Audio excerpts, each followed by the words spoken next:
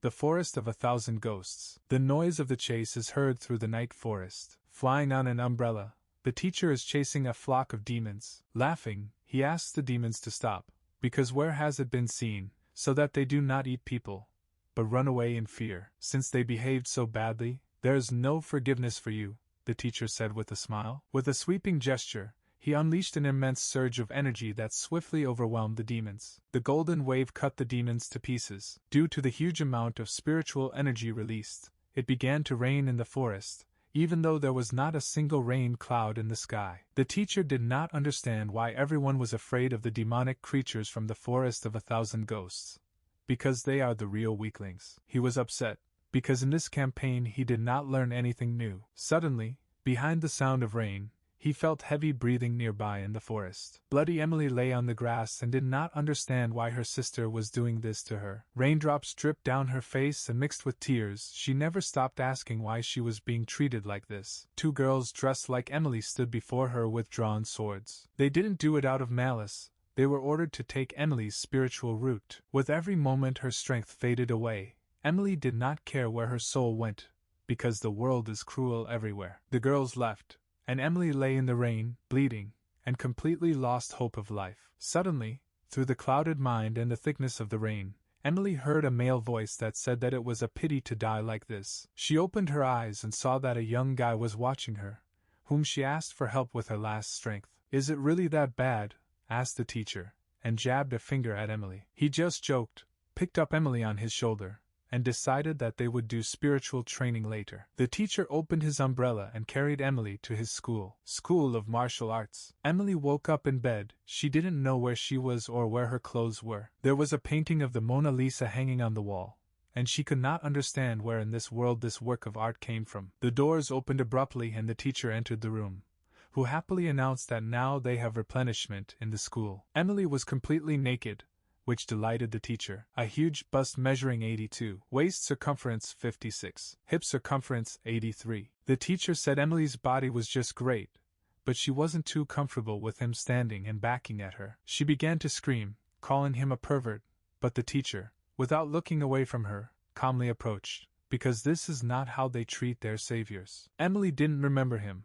Could it be he had saved her? Could it be his voice? The teacher began to boast that it was he who found her in the Forest of Ghosts, when she was already on the verge of death, but since he was kind, he took her to his school. The girl could not believe that the real painting of Mona Lisa was hanging on the wall, and asked the teacher who it belonged to. The teacher couldn't believe that Emily knew this picture. He looked closely at Emily, her features, soft hair, fair skin. He abruptly threw himself into Emily's arms, glad that Emily was also from Earth. A sharp tug blew the blanket off Emily's shoulders. He stroked her back, but she froze and did not move. The teacher did not understand why he was stroking her on the back and did not feel the blanket. Then he pushed Emily away from him, and saw the fallen blanket and Emily, completely naked, kneeling in front of her. The teacher again did not take his eyes off her naked body. Realizing this, Emily abruptly turned away and kicked him right in the nose. 15 minutes passed, and since Emily's clothes were dirty and torn, the teacher gave her new clothes. Emily was a little embarrassed to walk in a new dress, because he barely covered her ass. The teacher could not take his eyes off her, and noticed that it perfectly emphasized her forms. Emily saw his expression, and believed that he gave her such a short dress on purpose. But the teacher said that there was no other size, and now he wants her to sign a contract. Emily took the contract, and said that if he looked at her like that, then it was quite possible that he was still a virgin. The contract was enrollment in the School of Martial Arts U. The teacher said that he didn't have enough students, and since Emily is now homeless, she definitely needs to sign a contract, since she has no other choice. She was in thought, because she did not know if she could trust a stranger, but she really now had nowhere to go. After thinking for a minute, Emily decided that this was her last chance, and released some of her spiritual energy to sign the contract. But as soon as just a drop of her spiritual energy was on the contract paper, he released a huge column of energy high into the sky. The rest of the students of the school saw this pillar, and knew perfectly well that now they had a new student. The teacher took the contract, and now Emily officially became his man. Emily was surprised at the paper's reaction to a single drop of her spiritual energy. It was not just a contract, it was a real heavenly contract. According to the records, only 3 heavenly treaties have been concluded since ancient times. Each time such an agreement was concluded during the age-old wars. This is the divine oath that was created by the leaders of the races who had reached the sacred realm of cultivation. But the sacred monk has not been born for more than 100 years. Could this young lad who calls himself a teacher really be a sacred monk? Emily thought. The teacher quickly walked around the school grounds thinking about practicing today. Here they are just approaching the martial arts training field. The students were looking forward to meeting the new teacher. The guy with yellow hair was called Simon. He, like the others, did not see Emily and asked everyone how they think the new student is cute or seductive. Albert warned Simon not to talk nonsense. The younger student Darcy asked them not to quarrel and not to scare the new girl. The teacher, along with Emily, approached the others, but they continued to quarrel. When the teacher came very close to the students, they quickly lined up and greeted him. The strongest and most inflated student, Logan, reported that all 5 were in place and were waiting for the teacher's instructions. Emily was a little excited, and the teacher gladly decided to introduce her to the others. The teacher happily told everyone that this sweet girl's name is Emily, and now she is their new student. Everyone immediately started shouting and laughing with joy as they greeted the new student. Emily could not stand it, and hid behind the teacher. But the teacher couldn't let that happen. He quickly pulled Emily out from behind and pushed her to greet her new 4 brothers and sister as soon as possible. Emily shyly said hello, but she did not immediately understand how it was 4 brothers and 1 sister. The teacher must have mixed something up, because there were 3 guys and 2 girls in front of her. The teacher approached the slender girl in a bright red finger, began to point his finger at her smiling, and told Emily that this was also her brother named Albert. But Emily could not believe it, and the teacher, seeing her bewilderment, began to move her dress around her hips. And now it was definitely clear that Albert was a man. Emily did not think that the teacher would do such a thing, and wanted to remember the first meeting with the students, not with this, after which she attacked him with accusations. Albert did not like the teacher's behavior even more, and therefore he jumped high into the sky, and with all his might, from the height of a bird's flight, he struck one powerful blow right on the teacher's head. Pieces of asphalt began to scatter in different directions, and Emily could not believe that a simple student could strike such a huge force. The teacher scratched his head a little and said that you shouldn't get so excited. When the dust settled, it was clear that there was not a scratch on the teacher's body, but he was standing in a hole that was formed from the enormous power of Albert's blow. Does the fact that Albert put on women's clothes make you feel like a girl? Because the main thing is not to be shy. Because it doesn't matter at all that he put on women's clothes for the first time or did it a huge number of times. Emily thought about how unscrupulous he was, because even after the most powerful attack, he just calmly got out of the hole, did not get angry, but only talked about identity. The teacher lightly patted Albert on the head and told him not to worry, because if he wants, the teacher will treat him like a girl and bring her up perfectly. But this was not enough for Albert.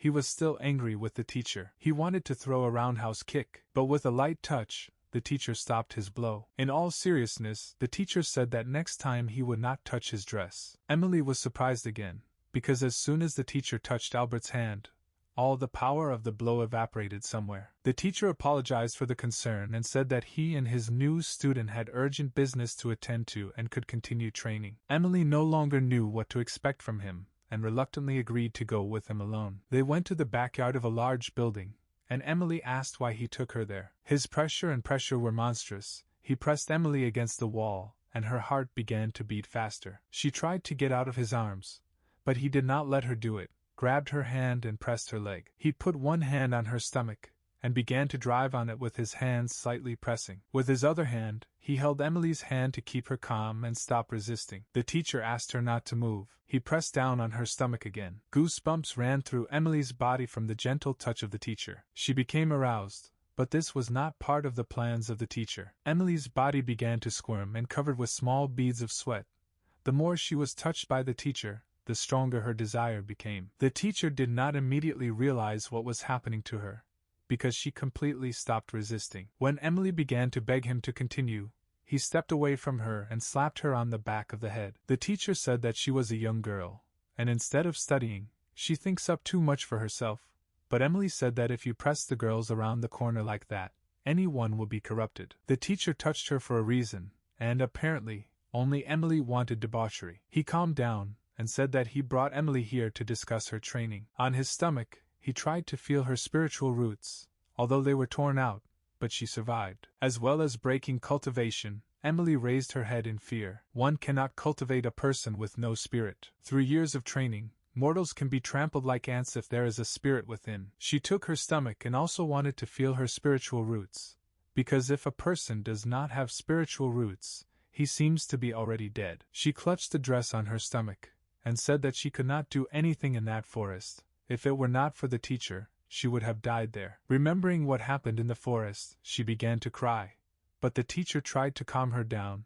It was not for nothing that she signed the divine contract. Master suggested giving her another spiritual root. Emily's eyes lit up. She couldn't believe the teacher's generosity. The teacher began to meditate. He did not have the roots of the mysterious moon, but only had the spiritual roots of white cold, fire, and jade. But they cannot be used for a long time, no matter what roots she chooses. Among the 5 ranks of spiritual roots, her mysterious moon roots can also be regarded as high-level roots. Few have been able to improve their spiritual roots even with years of training. The roots of the heavenly level for all warriors became the limit of perfection, and everyone tried to at least get closer to this limit. In order to participate in school competitions, 3 spiritual roots would be enough, but Emily doubted that the teacher would give her all 3 spiritual roots that he has. Emily got angry and rudely asked the teacher what he wanted in return. She immediately warned him that she could not agree to intimacy. The teacher crossed her arms and said that she was imagining too much, then immediately hit her skullbone to bring a little to life. He immediately put his tender hand to her forehead,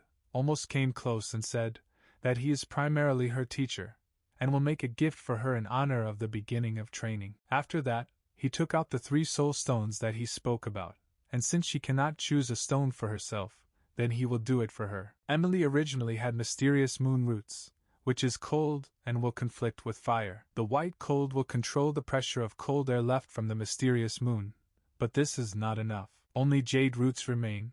They can interact with both the cold and the darkness that remained in Emily after the roots of the mysterious moon. Emily looked at the teacher carefully, and could not believe that someone was doing good for her for free. The teacher saved her, gave her clothes and spiritual roots, and also took up teaching. Emily gradually fell in love with this young guy. The spiritual root is ready for use, said the teacher. But why is the shape of this spiritual root so strange? Emily asked. This spiritual root just needs to be eaten. Why is this spiritual root so strangely shaped and dangling like jelly? The teacher laughed and told her not to think about it, because she herself understands that she needs this spiritual root. The spiritual root was already right at her mouth, and she was looking at it intently. First she sniffed it. It exuded a pleasant lavender smell. Then she gently touched it with her tongue. It was slightly moist and pleasant to the taste. Cold and refreshing. Spiritual root directly exuded spiritual strength. With the words in the name of love she began to put it deep into her mouth and tried to swallow. It was very large, and with difficulty climbed into Emily's throat. From a deep push, tears came to her eyes. After a few seconds, the spiritual root was completely immersed in her, and the teacher asked how much she was pleased, and what she now feels. She turned to the teacher, looked at him seriously. Immediately after that, in a jump, she struck with her foot. But today, this was not the first time a girl tried to hit the teacher, and he, already ready for such a reaction, caught her leg and began to stroke it to calm Emily. Emily paid no attention to it, but focused on the strongest blows she delivered in a second. Her strength returned to her.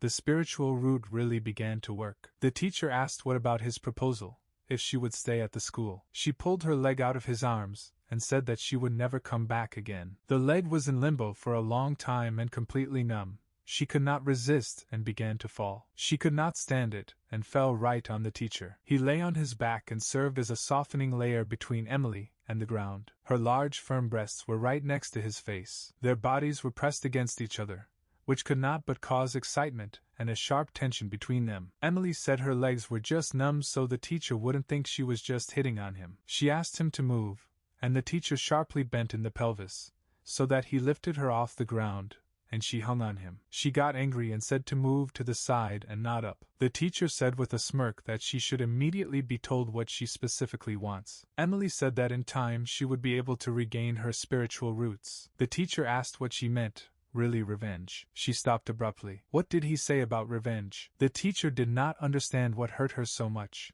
and what she was going to do. At that very moment, Emily began to exude tremendous spiritual power, which even raised the wind around her. Her eyes were filled with blood. Emily seemed to have ceased to be herself, and ceased to control her body. Jumping from side to side, she began to attack the teacher. He flew high above her head and evaded the attack. Emily had the same demonic aura that he had already encountered in the ghostly forest. She ordered the teacher to disappear from her sight. Her voice and movements have changed. She was no longer the sweet girl he had saved in the woods. Emily threatened the teacher if he didn't get out she would kill him, and without waiting for his reaction, she rushed to the attack. This was not his first fight, and although he did not expect such cruelty from his student, he dodged it with ease, and delivered one precise relaxing blow to the neck. From this blow, she completely relaxed, because the teacher knew exactly how and where to hit correctly, after which her eyes began to lose a terrifying red tint. She lost consciousness, and lay in his arms. The evil that lurks in the forest somehow entered Emily's body and infected her mind. But the teacher did not understand how this could happen. He recalled the battle of 100 years ago. Then he fought with a huge dragon, whose eyes were also filled with red, like Emily's now. He thought he had done away with this evil forever that day. Once everything settled down, he would need to visit the skyline. Suddenly, the little student Darcy pulled him by the edge of his clothes. The teacher did not expect to see her here and asked why she was here and not in training. Darcy was just walking around, and she heard a noise, and came to see what was going on. She asked what happened to the new student, to which the teacher replied that she had almost lost her mind, and Darcy would help the teacher put her in order. Then he threw the unconscious Emily onto Darcy. Darcy was short and did not hold Emily, falling to the ground with her. She saw her big breasts sticking out of her dress. She had never seen such large breasts before, and was struck by her beauty. The teacher looked at Emily's breasts again, as did Darcy, but tried to distract himself from dirty thoughts and decided to switch to the planned affairs. The teacher instructed Darcy to put Emily in order, and he would go and find new clothes for her. An hour later, the teacher was already in the Sky Valley. There were already a lot of people there, although the recruitment of students was supposed to be only in 6 months. Everyone had to line up, and only those who passed the basic test would be allowed to enter. Many students argued with each other about which martial arts school to enter. The teacher joined the ranks of the students and began to take the qualification test. The test consisted in the manifestation of his inner strength. As soon as the teacher touched the stone, he shone, feeding on his energy. The master, who selects students for martial arts schools, said that the strength is enough, and he goes on. Master didn't say anything and walked towards the valley with a big smile. Once upon a time, the teacher had already been to Tian Valley. The teacher went to the battlefield. Since his last appearance here, the field has become much larger, and more contestants have taken part. The presidium included teachers from different schools who chose students who showed their skills on the battlefield. Eva, headmistress, was present from Emily's school. The teacher decided that if none of the school principals interfered with him, then it was not necessary to show mercy in battles, and he was already ready for any battle. Behind him, a girl with a glued-on male mustache approached him. She peered into his face and made a small prophecy that today he would stain his snow-white clothes with blood. The teacher was dubious about her words, and the girl immediately offered to tell fortunes about his future, of course, for a fee. As a serious guest, she even offered a 20% discount. The teacher came closer to her and asked the swindler to stick her mustache tight next time. She didn't even notice how part of her mustache came off. How dare she extort money from adults, if she herself has not yet dried milk on her lips? Out of breath, she ran to her uncle. Uncle forbade her to run here. She made him worry. She said that she did not waste time in vain. Taking out the amulet of the third eye from her pocket, she reported that she had not been able to read the fate of the young guy, even with his help. The third eye could read the fate of any person, except for the prophetic son. She couldn't see his fate, which only meant that he wasn't really alive. The head of the Blue Feather clan ordered them to read the fate of all people, but the person whose fate they cannot read will be able to save their clan from extinction, and should be brought to the head of the clan and treated with respect. Uncle, remembering the words of the head of the clan, asked if the girl treated him with respect, to which she sure answered yes, because she offered him a discount. Obviously, the uncle was not counting on such respect. The girl distracted him from the conversation and said that this man was now in the ring. Opening his eyes, he saw the teacher Steve in the ring, who fought against a girl from the school of him. A drum beat sounded like the sound of the beginning of a fight. They greeted each other before the fight. The girl had never seen Steve before, and decided that she would quickly end him. She thought that only one blow would be enough for her. She abruptly rushed to the attack with great speed, but Steve did not even move. Although she had excellent acceleration and swing, it did not quite help her. A direct kick from Steve quickly cooled the girl's ardor. From such a blow, she flew in the opposite direction with even greater speed. Having broken through the concrete slabs with her body, Becca clearly understood that this young guy had some skills in store. She underestimated the enemy, and it looks like the fight won't end the way she planned. Becca wanted to get to her feet, but in an instant Steve was next to her and stepped on her chest. She got angry and started yelling at him. She didn't understand he wants to kill her or humiliate her. Steve removed his leg with a smile, and said that he accidentally. He leaned over sharply and pressed himself against Becky's body on the ground. He knew that Becca was from Emily's school, and pressed his face against hers and asked where Emily's spiritual root was. Becca did not expect such a question from him, and asked how he knew about what had happened. The warriors around did not understand whether the duel between them was over, and what they were doing together on the ground, pressing their bodies against each other. Steve whispered that Emily survived the night Becca left her to die in the woods. She absolutely did not expect to hear this from a complete stranger to her.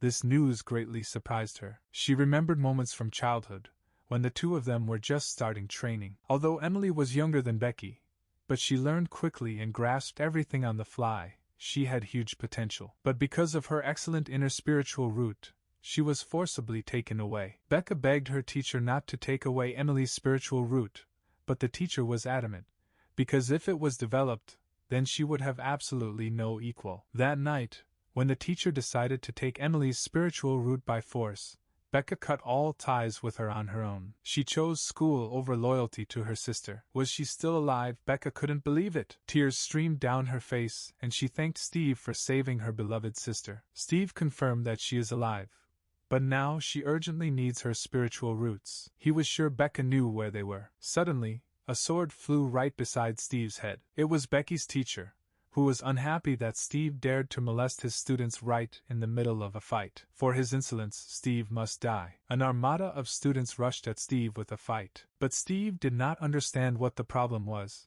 because it is quite normal to have physical contact even during the battle.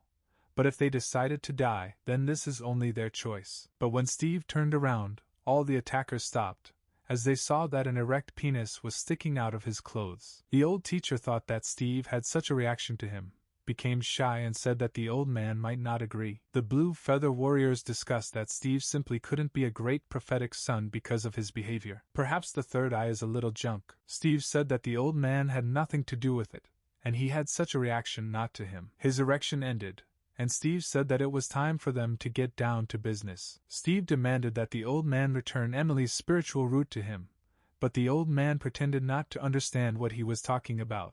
Indeed, his student disappeared a few days ago, but he had nothing to do with it. Steve laughed and began to clap his hands. Since an old man can lie like that and not change his face at all, it is understandable why he became a teacher. The old man said that Steve was delusional, and ordered his students to capture him for molesting their student and disgracing her in front of everyone. Steve said that he wouldn't want to fight them, but since they all together demanded, he would do them such an honor. He said that he was a kind person and would not make them suffer, after which he snapped his fingers. Right above him appeared the most harmless weapon. He aimed the bazooka at the students, but they had never seen such a weapon and didn't know what to expect. Headmaster M calmly sipped her tea, and was also surprised by the appearance of a mysterious weapon. With the words right, Steve fired from the bazooka directly into the crowd of students. The explosion scattered the students in different directions. Those students who managed to avoid the explosion began to scatter in different directions. The principal of the school,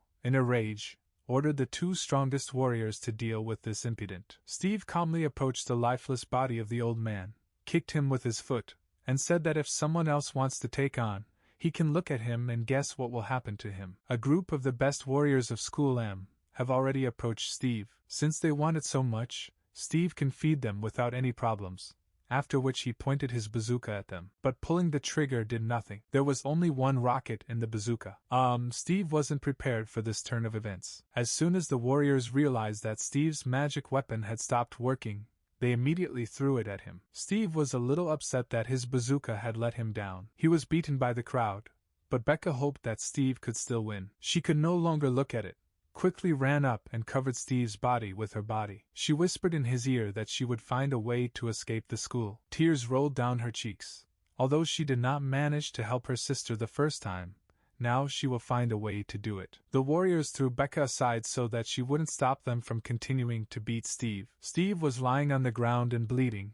The soldiers stopped beating him. He coughed up blood, and he said since they defeated him, and today he will die anyway, then in the end, maybe they will tell where Emily's spiritual root is. It was as if the director of the school, the students began to discuss among themselves that the headmaster was as powerful as the gods themselves. Since Steve was going to die today anyway, she confessed that she had Emily's spiritual roots. Steve tried to get up and now he understood who was responsible for selling Emily's spiritual roots. She laughed and said that the path to immortality is long, and eating the spiritual roots of young disciples helps her a lot in this. Steve was angry because human life meant nothing to her. She licked her lips and said that for a cultivator, human life is just a means to an end. The director said that if Steve wants to take away her spiritual roots, then he is no better than her, because life, in fact, consists of the strong eating the weak. The girl from the Blue Feather clan wanted to rush to help, but her uncle stopped her, because in this battle she would definitely lose. The director turned to Becca and said that she would like to get her spiritual roots as well. With a wave of her hand, she began to pull her towards her. The headmaster's strength was enormous. She held Becca in the air with one hand. This will be the case with anyone who goes against the headmaster and school. Becca screamed in pain.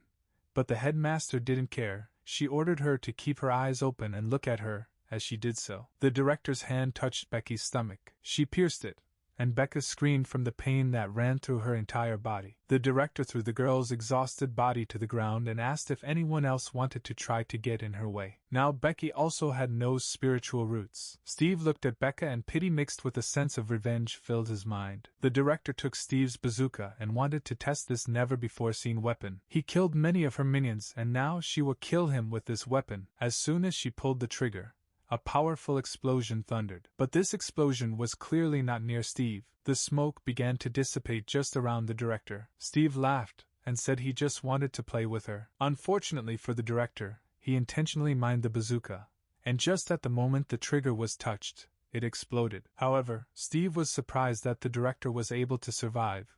Apparently she is very strong. Now the director was angry in earnest. How dare he deceive her? Steve said that now he will show the director who is good and who is evil, who is strong and who is weak. He suggested that she herself abandon her spiritual roots, or he will take them by force. She showed the ring on her finger, and said that the founder of the school left it to her. It is able to block 3 blows of the Immortal. And even if Steve reached the 21st stage of cultivation, the blow wouldn't hurt her. The bomb was the first blow. And here is the second blow. Steve rushed to the attack. The ring worked immediately, and the second blow was also blocked. But it was immediately followed by a third blow. And after him, at the speed of light, and the fourth final attack of the most powerful blow. The last blow sent the director flying high into the sky. And here is the last blow. Steve jumped high, and with all his internal power attacked the director from above, from which she was crushed to the ground. From this blow, a hole of enormous depth was formed. The director could not believe what was happening. These blows did not kill her, but her body was badly damaged. Steve couldn't be immortal. Why didn't the ring protect her? It's probably just broken and needs to be fixed. This kid simply did not know how strong she was, and as soon as she returned, revenge would not take long. The director was about to fly away, but she felt Steve's presence behind her, and a whisper that he wouldn't let her go. After that, Steve again unleashed his power on her and slammed into the ground. The director began to break free and squeal like a corrupt girl. She threatened Steve that if he didn't let her go, her family and school would grind him to powder. With a flick of his hand, he tore out its spiritual root. Steve didn't care at all about the threats he'd made, because he'd found what he wanted. He raised her hand, which was wearing a ring. He took the ring off his finger and decided to give it to someone who really needs help. After that, Steve touched her head, and profound energy began to destroy the headmaster's body. He leaned towards her and quietly whispered the proverb that you reap what you sow. And to be completely honest, it was he who opened the Steve approached Becca and said he didn't protect her right away because she hurt Emily that night, but for covering him with her body, he will help her now. After which he put his hand on her stomach and began to heal the wounds. Becca should have understood what she allowed to be done to her sister. From now on, She shouldn't even think about feuding with Emily. She asked him not to leave, grabbed him by the clothes. She wanted to tell Emily something. What exactly? Steve asked. Everyone around was discussing what happened and could not believe in the victory of some young guy over the director. However, now the people of the Blue Feather clan were confident that they had found the prophetic son. For millions of years, only 2 emperors were able to cultivate to true immortals. Below the immortals, only those who could cultivate to the 21st stage. There are only 2 of them in the Blue Feather clan. For many years no one could even reach the 21st step. The warriors of the Blue Feather clan said that a prophetic sun is like a star in a clear sky. But Uncle had a premonition that this would not last long, and soon the world would change. The teacher returned to his school. It was already quite late, but the light was on. Were his disciples really waiting for him? He heard laughter behind the wall. Steve poked a small hole in the parchment. He decided to see what was going on there. Darcy gave Emily a massage. Emily's skin was so soft that Darcy couldn't help but lick her. Emily began to arch in pleasure. Darcy gently licked Emily's back, and got incredible pleasure. Her skin was like her favorite dessert. Steve lost his balance and fell. The girls behind the wall heard this and realized that there was someone there. They came out of the warm bath, throwing light towels over themselves. As soon as Darcy saw the teacher, she, without hesitation, threw herself into his arms, and reported in detail that during his absence she looked after the 6th sister, as he ordered. The teacher praised Darcy and said that you can rely on her. Now she can go to rest, and tomorrow she will have a surprise. Darcy immediately obeyed him, wished him and Emily good night. Emily asked Steve where he had been for so long. Emily suspected that Darcy knew where Steve was, but didn't specifically tell her. Steve took a spiritual root out of his pocket, and said that he was leaving to give it back to her. Emily couldn't believe her eyes, but the teacher had her spiritual root in his hands. The teacher handed it to Emily and asked what she was waiting for, but Emily couldn't believe he did it for her. He raised her hand and said that now the spiritual root is returning to its true owner. Steve put a spiritual root in her hand,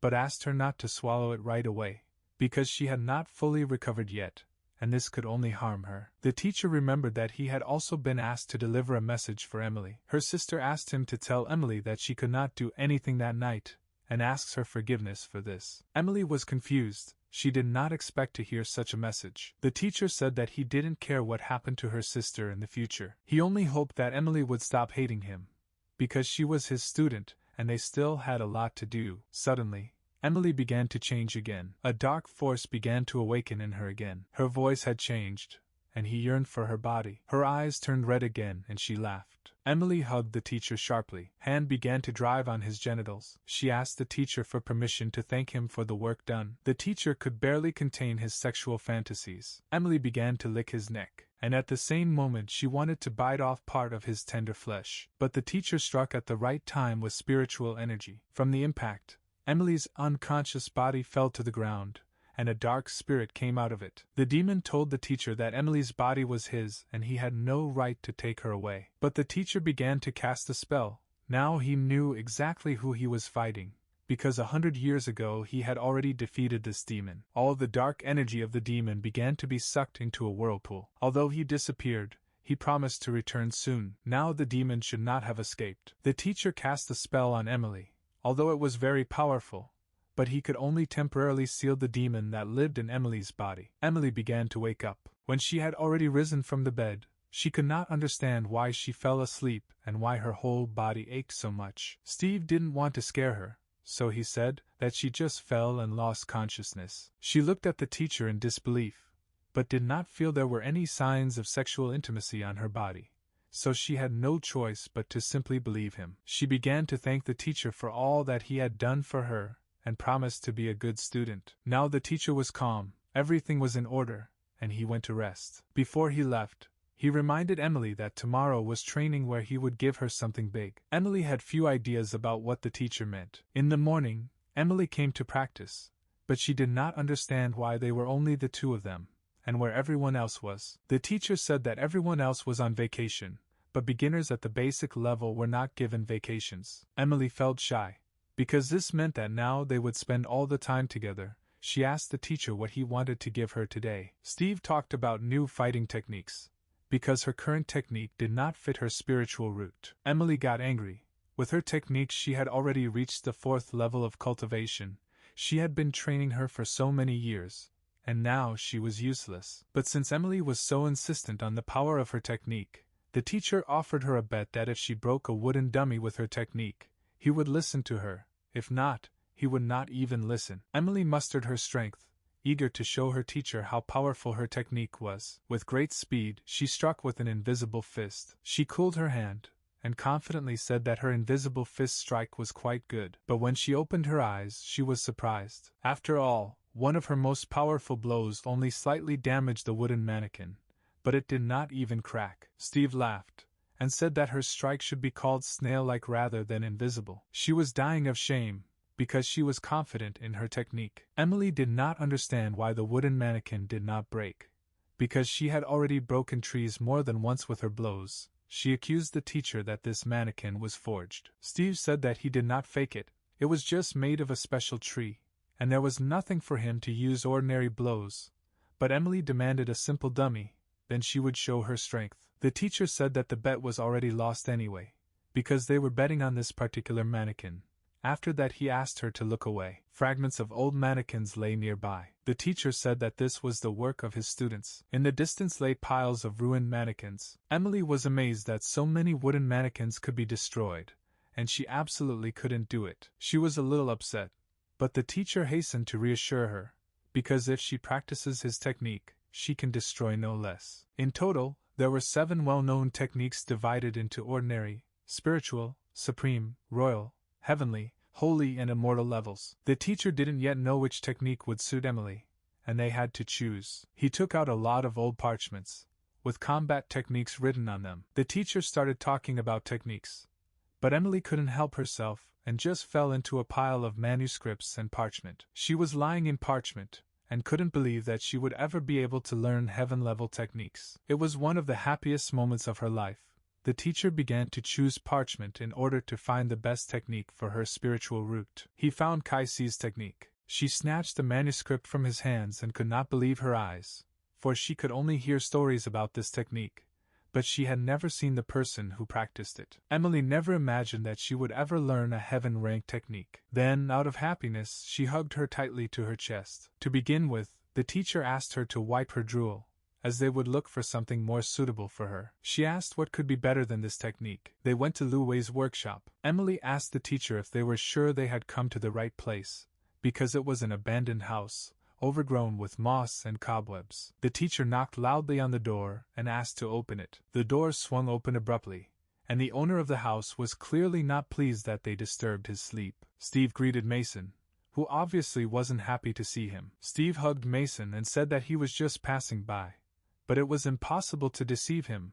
He said that Steve never comes just like that. Everywhere lay old weapons that had already repeatedly been in battles. Emily was even a little upset, because she doubted that a good weapon could be found among this rubbish, but she could not confuse herself with one appearance. Mason said that there were no problems with weapons, and Steve immediately promised him 2 pieces. Mason was not happy with his offer and said that he needed 20 grand.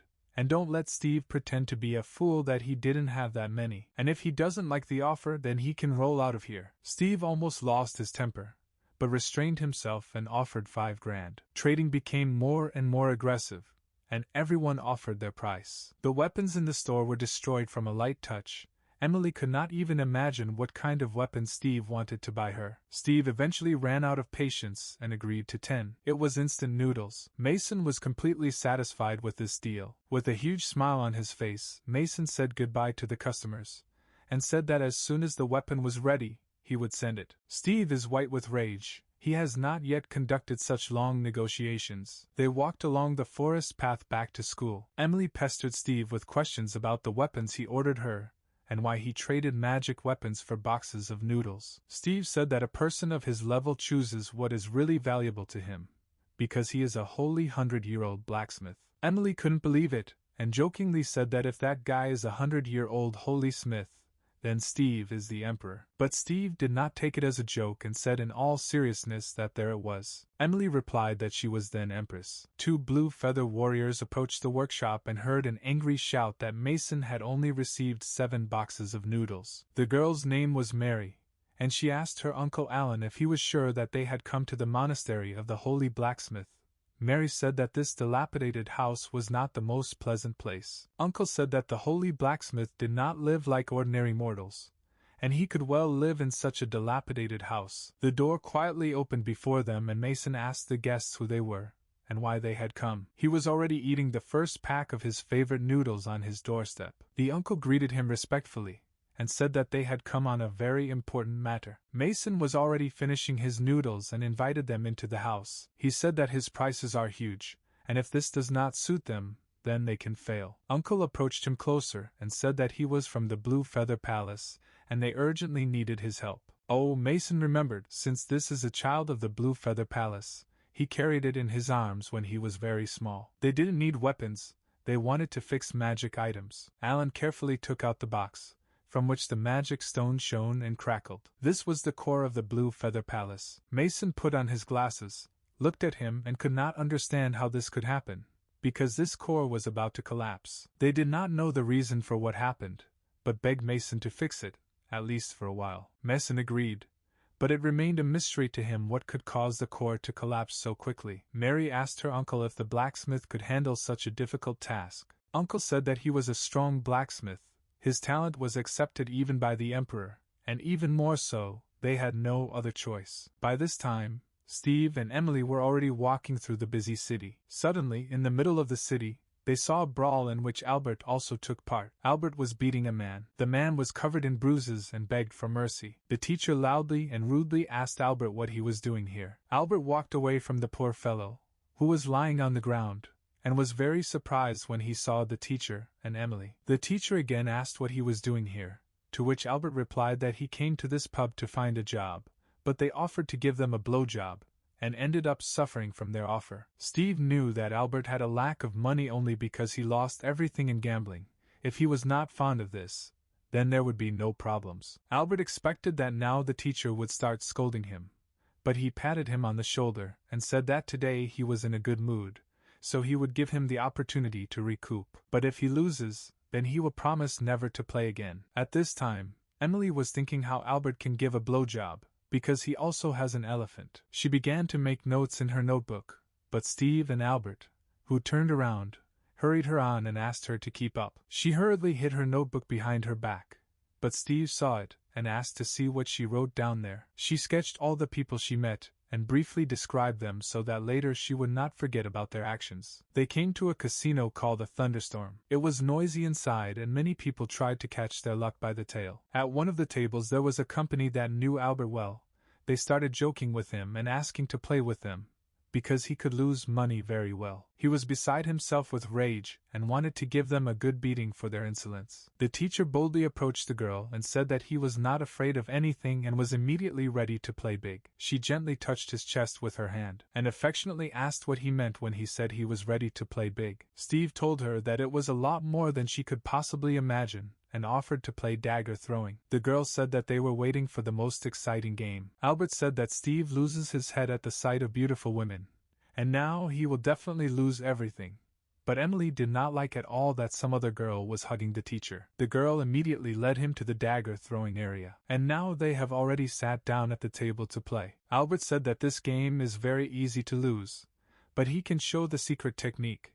But the teacher stopped him, because if he knew the secret technique, then he would not have problems with money. Albert paused and motioned for the game to begin. The game required the use of spiritual energy, after which 5 daggers must be thrown, and a certain number of coins bet on the number. Albert bet 100 gold pieces on number 7. If more than one dagger does not fall in the place of the selected number, this will mean a loss. Everyone was waiting for the start of the game. Emily understood the rules of the game, and realized that it was very easy to lose. But then why did Albert bet so much money?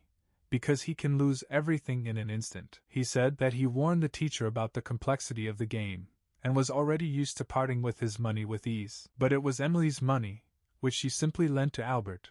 The teacher hastily began to reassure her, and promised that Albert would return the debt to her along with interest. The girl asked if they were ready to start. Steve bet 500 gold. He chose hole number 0. The casino girl liked men with big money, and she began to feel more and more sympathy for Steve. Steve moved closer and without saying anything touched the girl's breasts. He felt the girl's breasts in detail and asked if she was real or not. She became shy and said that her body was pure and natural. Steve was staring at her breasts from the very beginning, and now he just started touching her in front of everyone. Steve leaned back and said that it looked like her breasts were real. Well, now they can start the game. Steve gladly gave her that right. The daggers fell on the board. What a surprise it was when one of the daggers hit right in the cell at number 0. The opponent could not believe her eyes. All around rejoiced at the victory. The teacher looked at the rival. He asked her why she was making such a face. Did she really understand that she could not control the dagger? She realized that the teacher took advantage of the moment when he pawed her breasts. The teacher picked up the dagger from the table and started twirling it around on his finger, while asking Albert if he wanted to know why he couldn't win. Of course, he could be unlucky or he plays badly,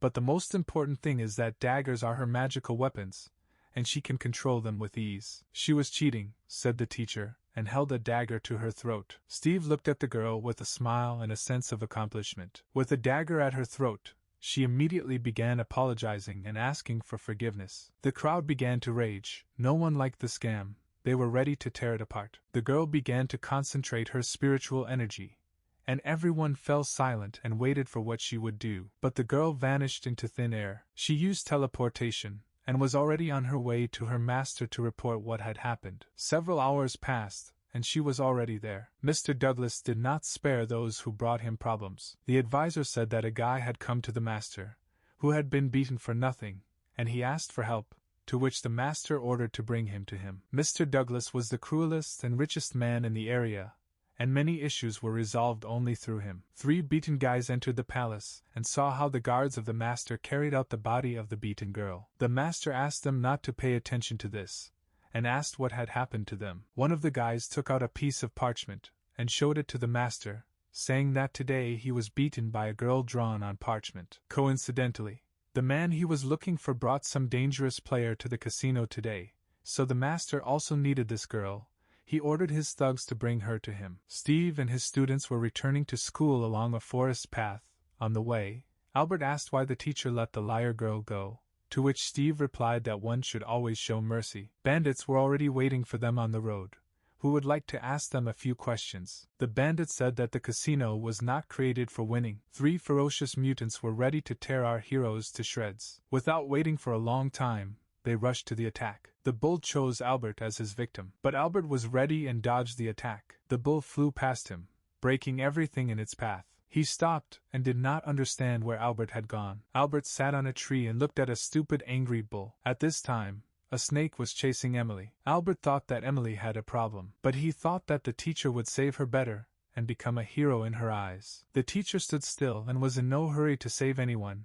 It was a good chance to test the abilities of the students, but he did not understand why no one attacked him for so long. The falcon sat on a tree and watched the teacher as an easy, unprotected prey. For the falcon, prey that did not run was easy prey, and the teacher was delighted that someone had finally attacked him. The falcon lifted the teacher higher and higher into the air. Emily was frustrated that she couldn't help the teacher, but first she needed to help herself. The snake has already begun to lick his lips from the understanding of what sweet prey he got. Serpent said that Emily's body is just fine, but with this chain it will look even better. He began to attack Emily with the chain and asked not to resist, but to let the old man decorate her. From the next blow, the chain wrapped around Emily's leg and the snake dragged her towards him. She fell to the ground and the kite began to slowly approach the defenseless Emily. He had already begun to lick his lips, because he liked this position so much. The serpent waved the chain again, and said that he needed to teach the girl a lesson. The chain whipped across Emily's body,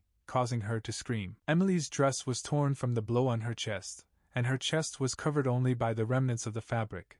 It was impossible to allow everything to continue like this. The snake said that he would make Emily obedient, because the more she resists, the more her chains tighten. Emily thought about how to get out of this situation. She could not manage to defeat him, but his breath hitched, and he seemed aroused by the sight of her bare breasts. She had an idea. She stopped resisting and raised her already short skirt a little higher. She began to spread her legs and asked the snake to be a little more gentle with her. The old man became even more excited. Did the little beauty become obedient? As soon as the snake let go of the chains and lay down on her, She kicked him in the groin with all her strength. She firmly sent him away, asserting her control over the situation and making it clear that she would not tolerate any threats or harm. And with all her might, she hit her knee in the jaw. From this blow, the snake flew a few meters to the side. Emily thought her plan worked well.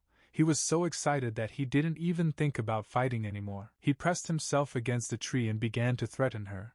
How dare she mock the old man? He threatened to drink all the blood out of her and turn her into a doll. She turned her ass to him and said that if the old man still had strength left, then he could try to catch up with her. Emily knew that although she was not strong in battle, she ran perfectly. The old man, without stopping, ran after her. Emily understood that if the enemy is several times stronger than you, then you need to be able to retreat. She ran and thought that the teacher was kidnapped by a falcon, and he needed help. At this time, the teacher was drinking tea with his old friend teacher Christian. They were watching what was happening in the projection. Steve told Christian about his new student, but Christian didn't understand why Steve didn't help her. She's in trouble, but he said it was part of the training. Christian joked that it was immediately obvious that this was his student, because she did not defeat the enemy, but quickly ran away from him. Steve said that her body is not yet very strong, but very beautiful. Christian suddenly said that it was too hot today. A battered falcon hanging from a tree flapped its wings with all its might, creating a breeze for the teachers. The falcon begged not to be angry with him. He tried his best. He was just a little hit. The falcon could not even imagine that he would face a warrior of such strength. Steve ordered him to flap his wings faster or he would get up and help him. But the falcon waved, begging with all his might not to beat him again. Christian suggested that Steve leave his student to him, to practice a little. Meanwhile, the snake was chasing Emily, and was getting closer to her every minute. Emily's strength was already running out, and she jumped up a tree to get some rest. She couldn't help but run away from the snake or hide, but she couldn't defeat him either, because he was much stronger than her. The serpent ran very close to the tree and with one snapping blow of its chain cut the branch of the tree, causing Emily to fall face down. But she miraculously managed not to crash and land on her feet. Suddenly she heard the teacher's voice. He was descending to her from the sky in a ball. So he had already defeated his opponent, and came to save her. Emily plunged into the ball, and the kite stopped seeing her. It was just a hologram, and the teacher continued to play. Steve warned Emily that the orb only lasts 10 minutes, so she should hurry up and defeat her opponent when the orb ends. Steve was not happy with Emily, because she had a chance to win, but she did not take advantage of it, and just ran away. It was not the right thing to do. He said that Emily was too worried and lost, which made her even more vulnerable. Emily really worried a lot. It bothered her even more after Steve's words. He hugged her from behind and told her that before protecting others, she needed to take care of herself. Steve told her not to lose heart and go to the end. The whole problem was in the chain of this old pervert.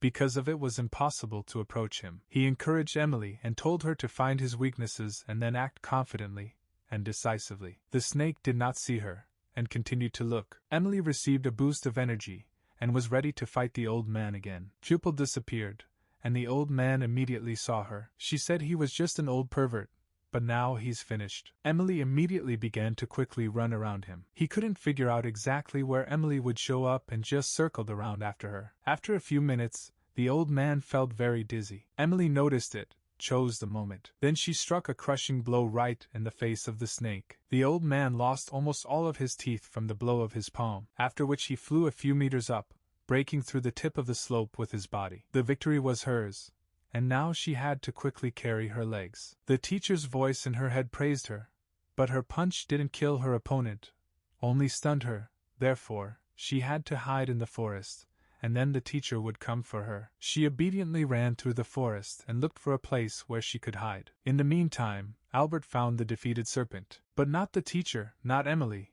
was not around. Albert did not know where the teacher and Emily were, but since the snake was defeated, it means that everything is in order with her, and you can return to school. Meanwhile, at school, everyone went about their own business. Suddenly, the gates of the school were forcefully opened from the back. The fighters who entered the school said that the school was surrounded and that no one thought to run away. The students did not expect such guests for sure. The fighters did not understand why none of the students were shaking with fear and not running. They answered in unison that they were busy now, but they could deal with them at once. The fighters lowered their tone and politely asked where the people they were looking for lived. Then they showed the students sketches, which depicted the teacher, Albert, and Emily. All as one said that they had never seen these people. The fighters then apologized for the disturbance, and decided to leave in a hurry because the students didn't look friendly at all. Albert saw a bunch of weak fighters running from the school, but he didn't know what they were doing there. He picked up one of the leaflets that had fallen from the fighters and read it. It was in the leaflet that he saw that he and his friends were on the wanted list. In the meantime, the teacher was thinking with Christian about a plan for Emily's further training. It's time to get down to business and work out her weaknesses. She and Christian began reincarnation. Steve asked Christian to believe in himself and his acting skills. Christian was in the role of Becky and Steve was in the role of Emily's former mentor. Steve, suddenly in a cheerful mood, decided to make a joke and grabbed Christian by the chest, causing surprised glances around and an awkward smile on his friend's face. Unexpectedly, Christian, stunned by the encroachment on his personal area, instantly responded with a punch to Steve's face, which led to a frozen moment of tension and mixed emotions for everyone present. Suddenly Steve decided to play a joke by grabbing Christian by the chest, but he responded with a blow to the face. Christina was tormented by the thought of whether girls were interested in groping themselves, just like Steve did. He was delighted to realize how wonderful it was to be a girl, enjoying the freshness of new sensations and the beauty of the moment in which he felt part of another world. The man strictly insisted that the girl not express her originality and follow the prescribed script, asserting her power in this performance of life. In the tested tower, the girl rested, lying on the floor, thinking about her experiences and the difficulties she had overcome. The faint light of the lamp barely illuminated the room where Emily, exhausted and wounded, struggled with the last moments of her life, trying to stay on the line between darkness and light, which merged in the inevitable end. She was barely aware of her location and was vaguely aware that she was inside some kind of tower, her mind struggling in a hazy way with the dizzying reality. She could not solve the mystery.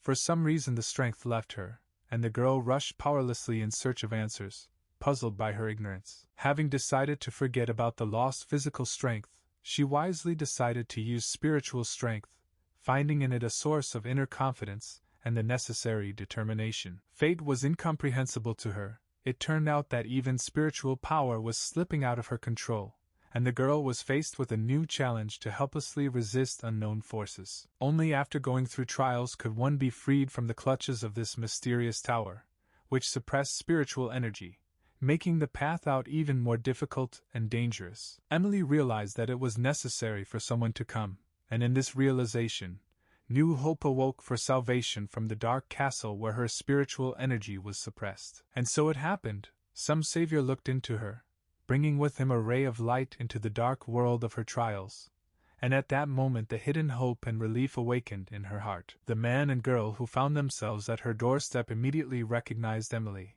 and the joy of meeting lit up their faces, as if giving the promise of a new, liberated beginning. The man who asked if she knew how to properly greet a teacher reminded her that this was something that had to be taught in the sect, instilling a vague sense of obligation. Emily reported that when she was sent to retrieve her spiritual roots, the man did not remember that she was his student, creating a confusing history of past and present. The girl, irritated, demanded that Emily show respect to the master, creating a tense atmosphere in the room and emphasizing the complexity of her current situation. Emily only dryly replied that the girl should not dream about it, emphasizing her determination and refusal to submit to the will of the master at this moment of difficult trials. Realizing that now was not the time to delve deeper into these discords, Emily realized that she first needed to deal with what was there, and with focus she went to the root of the problem. At the same time, realizing the powerlessness of using spiritual power, Emily realized that fighting against two at once,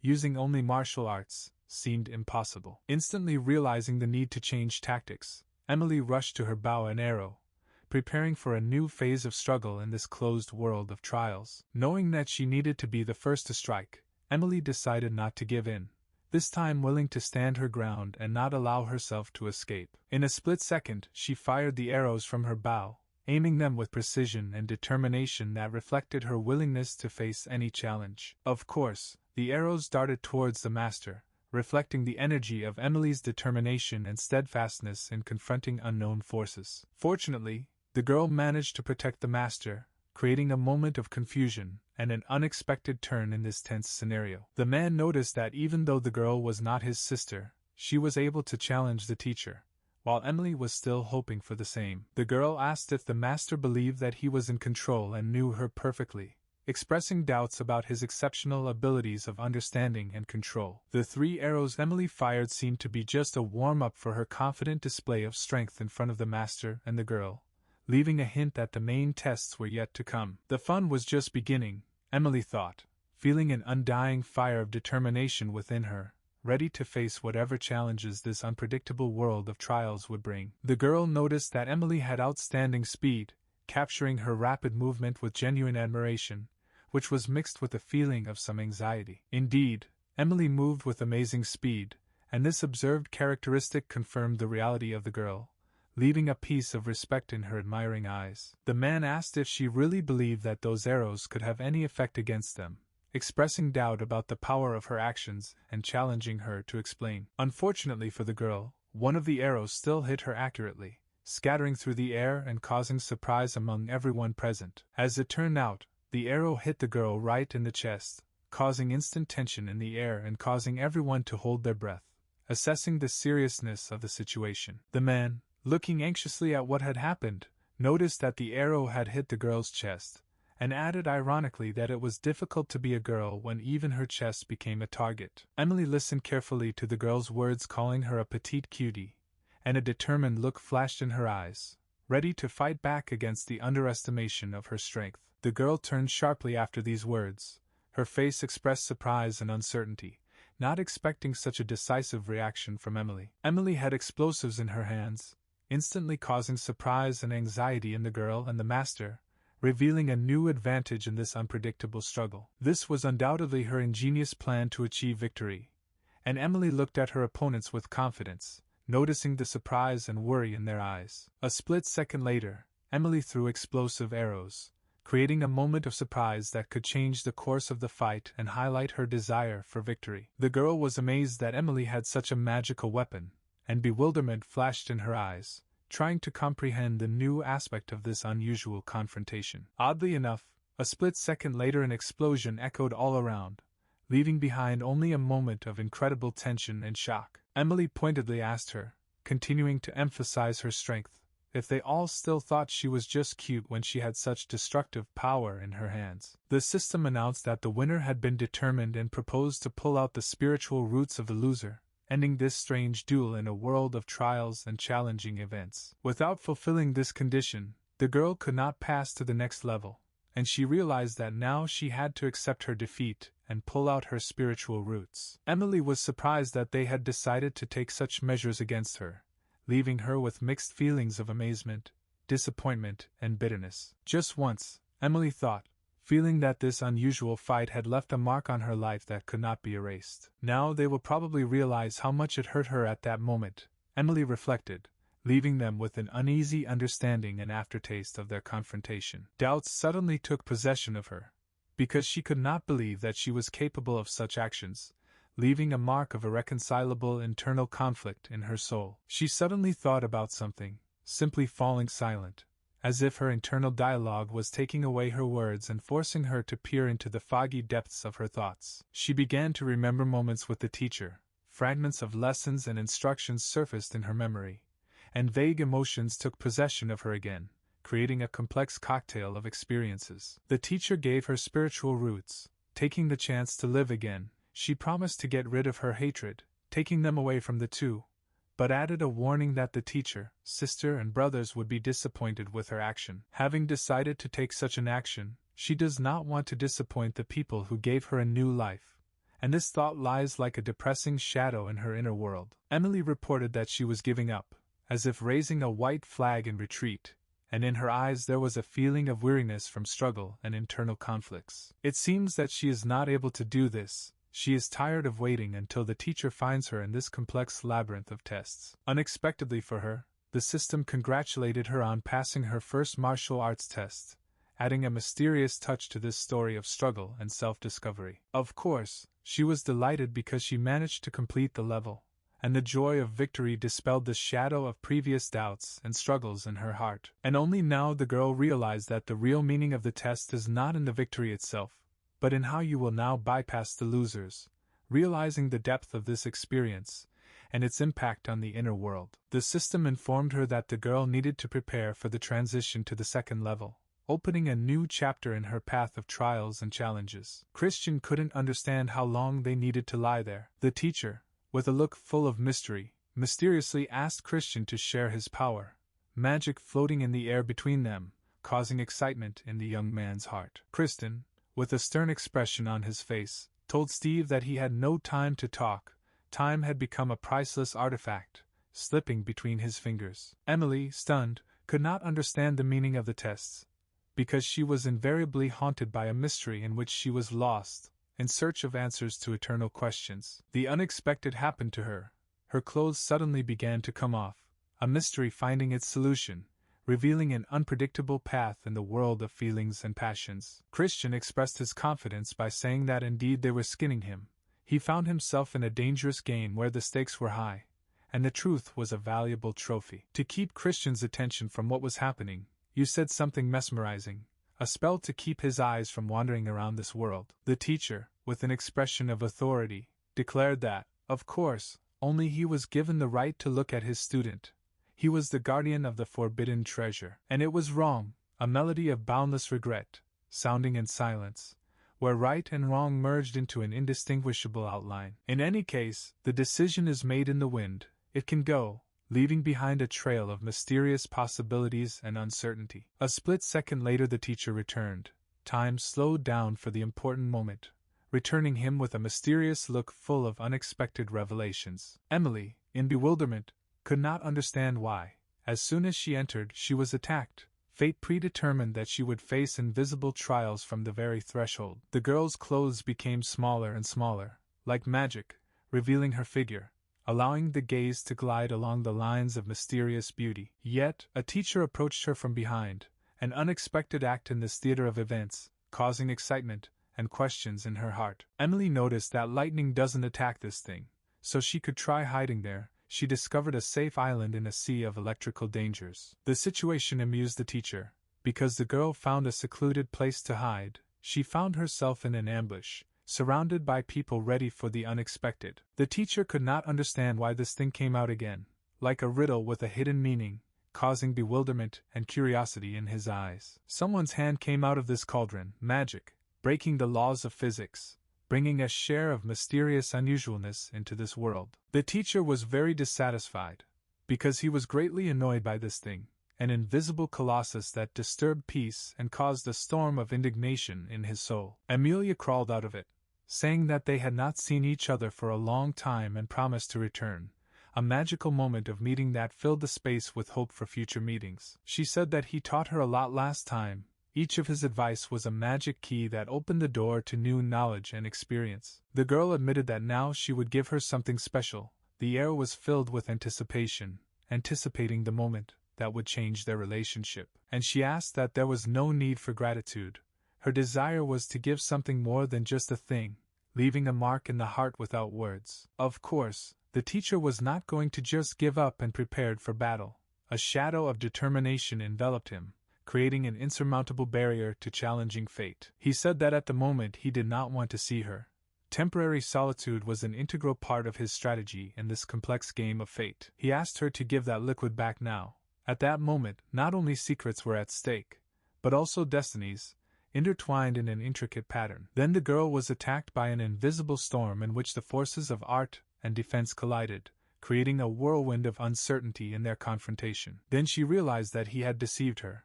The veil of illusions dissipated, leaving her sad and aware of the variability of circumstances. The teacher began to say that she had two options: continue to resist him, or return to the circle and sit still. The proposal was a cosmic crossroads of choice. He advised her to get out of here on her own. An urgent melody sounded about her impending departure, leaving behind a trail of mysterious advice. Now the girl faced a difficult choice.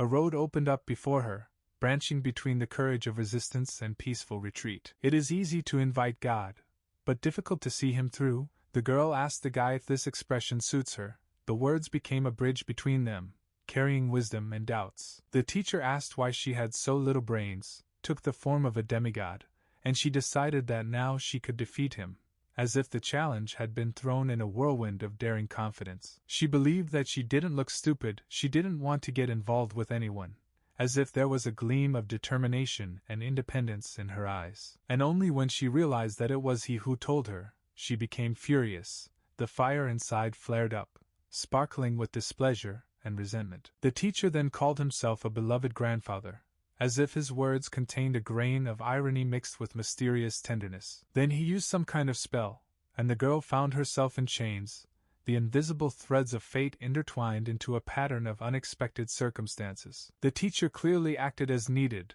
and everything was according to plan. He was the master of the dance, directing the course of events in this mysterious game. It's been a long time since his double entered someone's body. The time of internal struggle is long gone, and now the time has come for new strength. It was even difficult for the teacher because he was not used to it. He felt something new inside himself that required adaptation and control. The teacher was told, calling him grandfather, that he was wrong. The mirror of truth reflected his mistakes, calling for introspection and change. Steve said he looked better now, noticing the change in his appearance, and seeing how the new look affected his essence. The teacher said that this, of course, was not necessary, but if he became even a little smarter in the future, he would give him a break, opening up a new perspective in their relationship. The teacher said to stay happily, saying goodbye with a mysterious smile, leaving behind a mystery in the air. Emily was lying unconscious at this time. Her soul temporarily left her body, giving way to inexplicable forces. He needed to make sure that such a phenomenon would not harm her again. He stepped into the role of a guard, protecting her from mystical dangers. But now it's time to move on to the most important thing. Secrets and riddles have given way to solving the most important puzzle in their journey together. Now everything was ready. The puzzles of life fell into a complete picture, awaiting the next important step in their common journey. This test was mainly aimed at testing her physical strength, each step being a chance to show endurance and determination. However, although she had more or less recovered, albeit still weakly, so that she could not continue yet, time was an inexorable judge of her physical readiness. He needed to take this opportunity and get rid of the demon. This moment became the key to freeing himself from the shadows of the past. That you couldn't understand why this thunderball jumped out on its own, a mystery that had no logical explanation, was in the air, causing confusion. He realized that this guy was not so simple, because he affected the veins more powerfully than a silver needle. His essence turned out to be a secret hidden behind a mysterious force. This creature was currently trembling very violently with fear. Its shadow was skillfully brought into the light, revealing feelings of vulnerability. The teacher very angrily asked him to come over. His anger was like lightning discharged in the air, waiting for a response. The creature explained that it felt human thanks to the Tree of Dreams, revealing a new chapter in their mutual understanding and connection. He said in every possible way that they would decide to go against the Master, awakening hidden strength in their souls. Well, what did I tell you to keep quiet?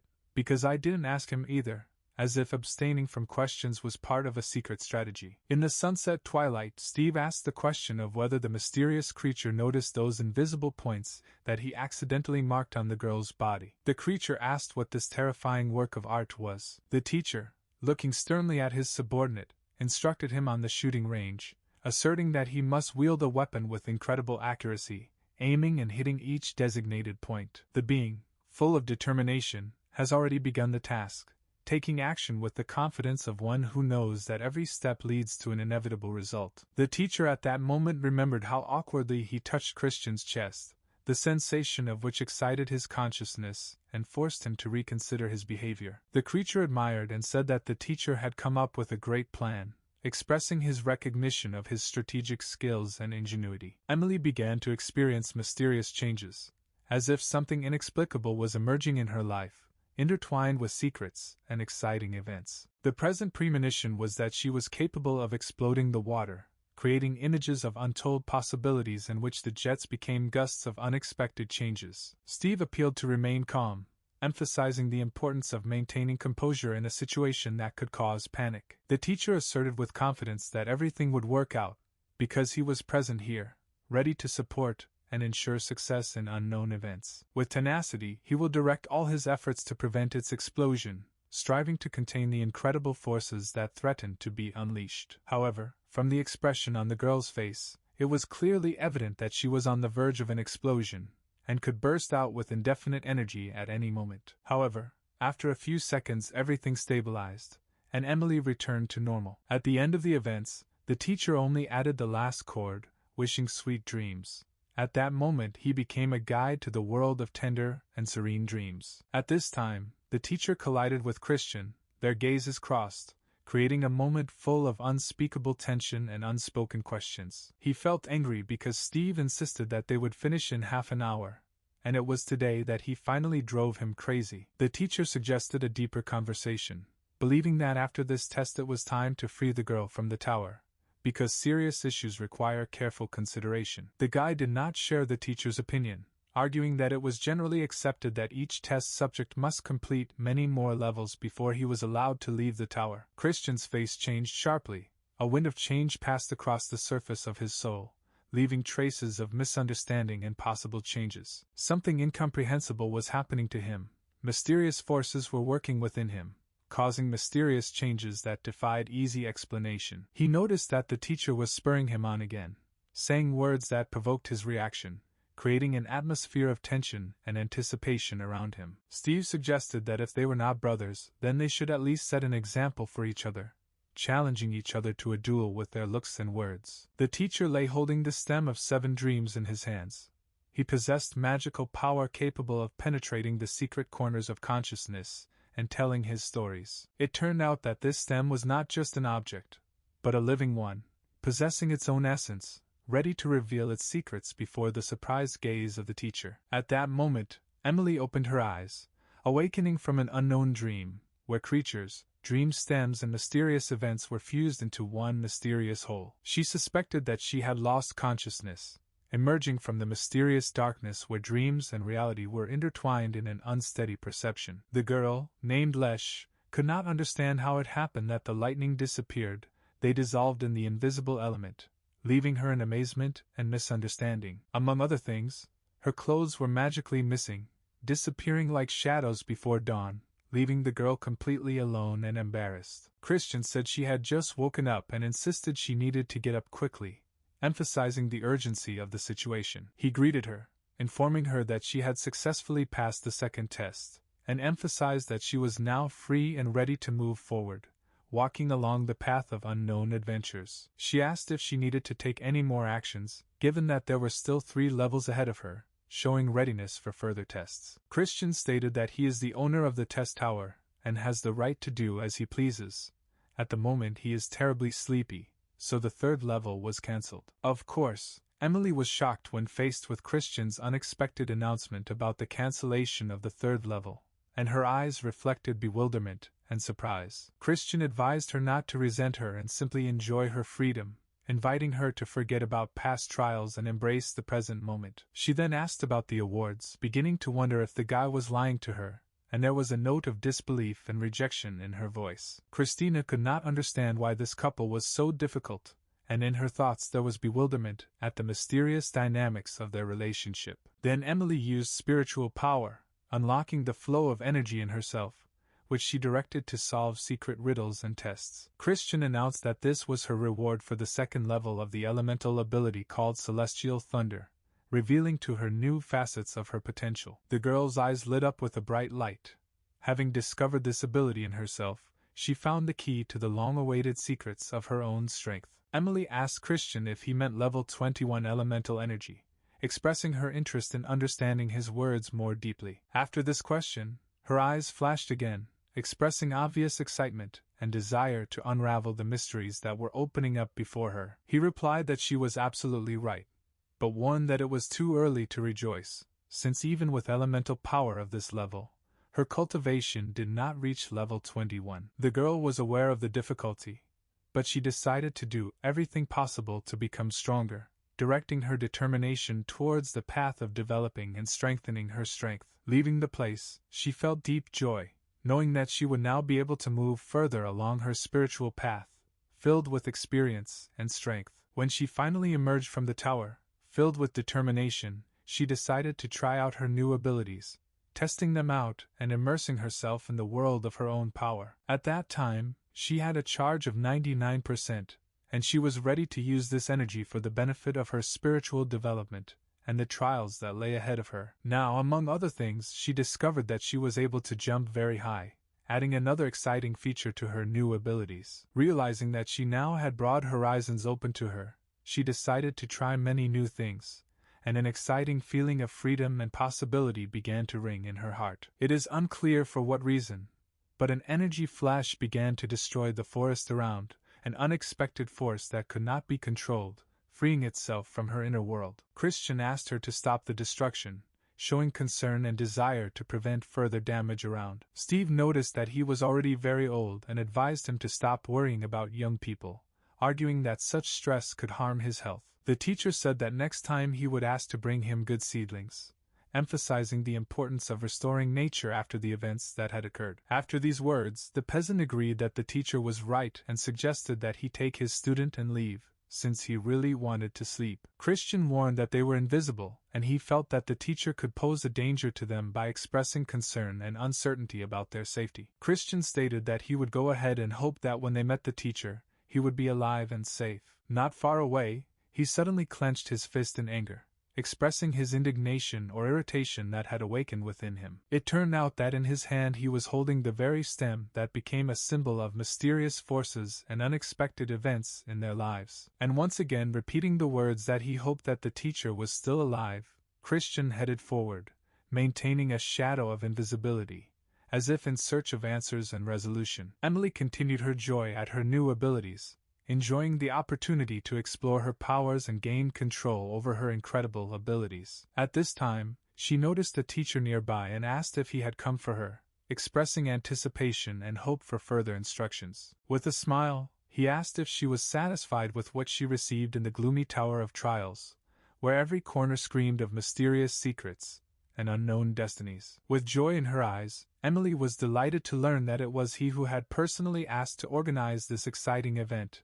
which filled her heart with anticipation and joy. But then, amidst the delight, a small flash of irritation arose in her soul, an invisible shadow that mysteriously flashed through her inner world. No cultivator could discover this place, and only through his acquaintance with them were they able to meet, as if fate itself was telling them secret paths. The teacher announced that she now had the power of an electrical element, and this had its own amazing beauty, as if invisible lightning danced in her inner world. Squeezing her waist, the teacher curiously asked if she would like to join the training, inviting her into a world of exercise full of possibilities and self-improvement. Offering 300 more training matches, he asked if she would take this as a challenge that would help them reach new heights in the art of combat. Emily noted that she was not a naive fool and refused to train with him, expressing her deliberate choice not to fall into the trap of such offers. Steve, avoiding arguments, asked her to wait a little, as if anticipating the moment when they could resolve their differences and continue the path of research together. Deciding to check if there were any monsters nearby, he directed his gaze into the darkness, searching for signs of an unknown danger lurking in the shadows surrounding them. And suddenly, within a few kilometers, an invisible energy wave swept through. An unknown force awakened unprecedented possibilities and mysterious events around them. The teacher will still manage to discover something, as if his persistence and skill begin to reveal long-awaited secrets hidden in the world of possibilities. At the edge of the cliff stood 4 figures, mysterious guardians of the heights, ready to look at what was happening with unwavering attention and wisdom. The dissatisfied guy turned to his sister. A mixture of irritation and concern sounded in his voice. He tried to convey his feelings without unnecessary words. He advised her not to fight or resist, but only to obediently follow them, foreseeing that this could lead to something bigger and more important. In response, she also decided to offer her advice: stop calling her sister, stop telling meaningless stories, cut out her tongue and maybe feed it to the fish. The guy lost his confidence a little after these harsh words. His sister's unexpected reaction turned out to be unusual and incomprehensible for him. The girl said that she intends to be stubborn, and if the guy thinks that Steve is so wonderful, then let him decide the issue of marrying him. Moreover, she already has someone who is destined for her, and this person does not intend to marry in this life. As if the mysterious threads of fate are pulling her in a special direction, then the girl resolutely launched an attack. The soft wind turned into an uncontrollable storm. spreading around her a lot of verbal lightning and menacing statements. The girl was not ready to wait any longer and began to attack first. Of course, the guys did not intend to give in so easily. The inner fire of determination burned in their eyes, ready to withstand any attacks and challenges. She stated that they were obliged to catch and tie her up, or immediately give way, throwing down a challenge that required decisive action. The guy stated that he did not want to use force against her, but expressed doubt that she realized that, as a young student, she would inevitably get married sooner or later. However, she once again emphasized that she already has someone who is destined for her, persistently reminding her of her special path and choice. He begged her not to deceive, because in recent years she had not been within the sect, but only a few days, and how could she have known about the person destined for her by fate? The teacher, approaching the girl from behind, used a special technique on her, thanks to which she was deprived of the ability to move. Invisible threads held her in an invisible embrace. It is unclear for what reasons, but he suddenly decided to show them his middle finger, expressing his dissatisfaction or disdain for what was happening. By asking if the drama had disappeared because of a strong marriage, he was lifting the veil of secrecy, expecting to hear an answer that could change the course of events. Obviously, they did not know who he was, and on top of that, he boldly interfered in their affairs, like a mysterious figure suddenly appearing in their world with power and authority. He noted that this was, of course, true, because he was her lover, as if revealing the cards and introducing the smell of mysterious love and belonging into the air. He confirmed that, of course, he was her lover, expressing his role in their circumstances with confidence and determination. Naturally, the teacher did not take these threats seriously and asked if he was threatening him, expressing distrust and readiness to face any possible challenges. Steve gave a command to his older sister and said that someone was bullying his younger brother, as if triggering the protective mechanisms of family solidarity. At this time, the guys heard a rustling from behind, as if invisible threads of tension were piercing the air, a harbinger of something unexpected and mysterious. They turned around and noticed that a giant shadow was falling over them, as if a dark image from another dimension was ready to envelop them with its powerful aura. Surprisingly, Emily turned out to be of gigantic proportions, as if her figure had disappeared into the heavenly vastness, causing an incredible miracle before the eyes of the guys. And the teacher at that time grabbed the girl and headed somewhere, as if carrying in his hands not only her, but also mysterious riddles and secrets. Suddenly, the teacher was explaining to Emily that using the giant's technique was necessary to make them feel fear, revealing their secret tricks and intrigues. Steve, having chosen not the best place, sat down with the girl right on Emily's chest, creating an unusual atmosphere of tension and surprise. The guy thought that the girl could be one of the legendary giants, born with enormous power, as if facing a living legend right before his eyes. The teacher explained that it was not a matter of their weakness, but that she had gained the power of a celestial body, and now her power had increased significantly. They were no longer able to cope with her power. One of the guys decisively decided to call the master for help, as if realizing that they were facing something stronger and more dangerous than they could have imagined. The spirit of the master appeared before Emily, as if the embodiment of his wisdom and strength, ready to support her in a fight with an unexpected challenge. Of course, she instantly lost her legs under the influence of the manifested spirit.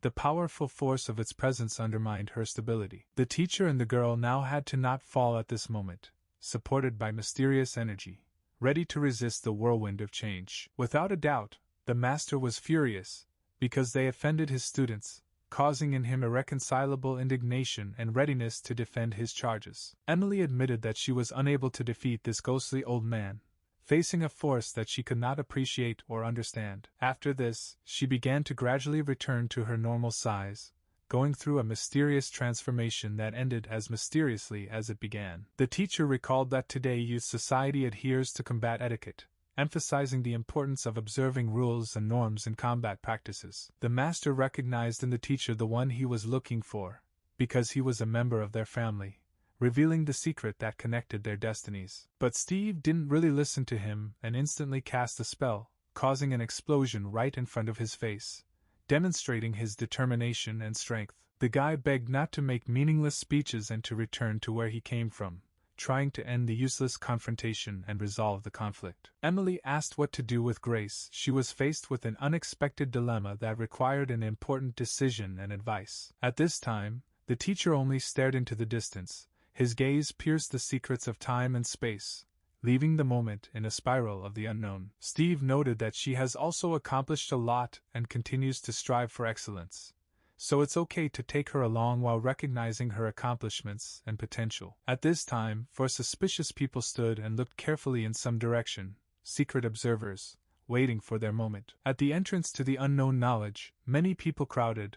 They were eager to penetrate the secret territories of wisdom and knowledge. One of the guys asked if this was the place, as if they were standing on the threshold of a true discovery, ready to look into the depths of the unknown. In the form of a man, that same ghostly master answered him that he was absolutely right, confirming the accuracy of their assumptions before entering the mysterious knowledge. He reported that a sign belonging to his student pointed to this place, revealing the secret hidden behind the symbolism and guiding magic. A man standing nearby commented that this was good, expressing approval or agreement that events were developing in the right direction. He was interested in which side was starting. He expected that the beginning of events would determine the further course of an intriguing drama or battle. In general, the Heavenly Valley has much more combat experience. In addition, it is the representatives of the Heavenly Valley who show respect for elders and love the youth, emphasizing their value and traditions. The black-haired boy noted that now is the time to test the youth, given that the opponents are not familiar with their techniques,